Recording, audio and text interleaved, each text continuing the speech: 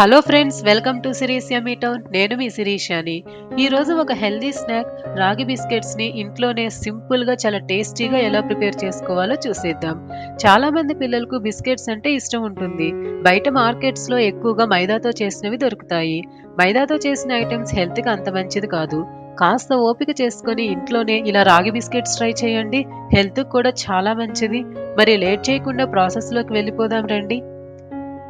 ముందుగా ఒక mixing bowl తీసుకొని ఒక కప్పు రాగి పిండి, అదే కప్పుతో అరకప్పు గోధుమ పిండి, ముప్పావు కప్పు షుగర్ పౌడర్, తీపి ఎక్కువ తినే వాళ్ళైతే ఇంకొంచెం యాడ్ చేసుకోండి.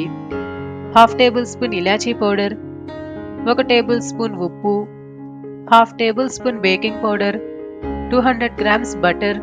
బటర్ ఇలా క్రీమీ టెక్స్చర్లో ఉండాలి, మనకి కలుపుకోవటానికి వీలుగా. మీరు గనక సాల్టెడ్ బటర్ తీసుకుంటే సాల్ట్ యాడ్ చేసుకోకండి. ఇప్పుడు ఒకసారి మొత్తం కలిసేలాగా ఒకసారి బాగా కలుపుకోవాలి. తరువాత 100 ml వరకు కాచి చల్లార్చిన పాలు తీసుకొని కొన్ని కొన్ని యాడ్ చేసుకుంటూ చపాతీ పిండిలా కలుపుకోవాలి. పాలు చూసుకుంటూ వేసుకొని కలుపుకోండి. పిండి చేతికి అంటుకున్నట్లు అనిపిస్తే ఒక టేబుల్ స్పూన్ నెయ్యి కానీ ఆయిల్ కానీ వేసుకొని కలుపుకోండి. ఒకవేళ మీకు పిండి జారుడుగా అనిపిస్తే గోధుమ పిండి వేసుకొని కలుపుకోవాలి. మీరు పిండిని కలుపుకునే దాన్ని బట్టి బిస్కెట్స్ అంత బాగా వస్తాయి. చూడండి, పిండిని ఈ విధంగా కలుపుకొని కొంచెం కొంచెంగా స్టఫ్ తీసుకొని చపాతీలాగా చేసుకోవాలి. చపాతీ చేసుకునేటప్పుడు ప్యాడ్కి అతుక్కోకుండా కొంచెం రాగి పిండి జల్లుకొని చపాతీలాగా చేసుకోండి. మరీ పలుసగా కాకుండా మరీ మందంగా కాకుండా మీడియంగా చపాతీని ఒత్తుకోవాలి. ఇలా చపాతీని చేసుకున్నాక మీకు ఇంట్లో ఏదొక మూతలుంటాయి కదా, వాటి సహాయంతో బిస్కెట్ షేప్లో రౌండ్గా ఒత్తుకోవాలి. మిగతా పిండి మొత్తం తీసేసి మళ్ళీ యూజ్ చేసుకోండి.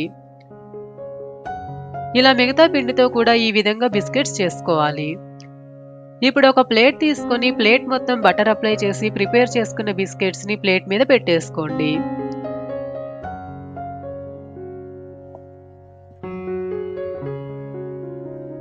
తర్వాత స్టవ్ ఆన్ చేసి అడుగు మందంగా ఉండే ప్యాన్ పెట్టుకొని కొంచెం సాల్ట్ గానీ శాండ్ గానీ వేసుకొని ప్యాన్ మొత్తం ఈవెన్ గా స్ప్రెడ్ చేసుకోవాలి.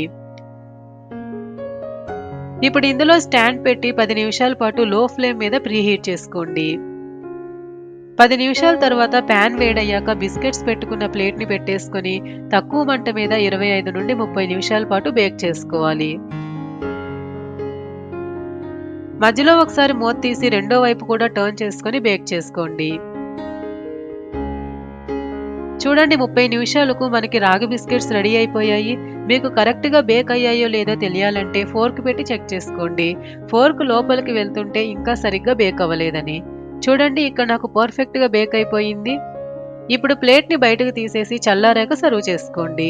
అంతే, ఎంతో రుచికరమైన రాగి బిస్కెట్స్ రెడీ. క్రిస్పీగా పర్ఫెక్ట్గా చాలా టేస్టీగా ఉన్నాయి. మీరు కూడా తప్పకుండా ఒకసారి ట్రై చేసి మంచి టేస్ట్ని ఎంజాయ్ చేయండి.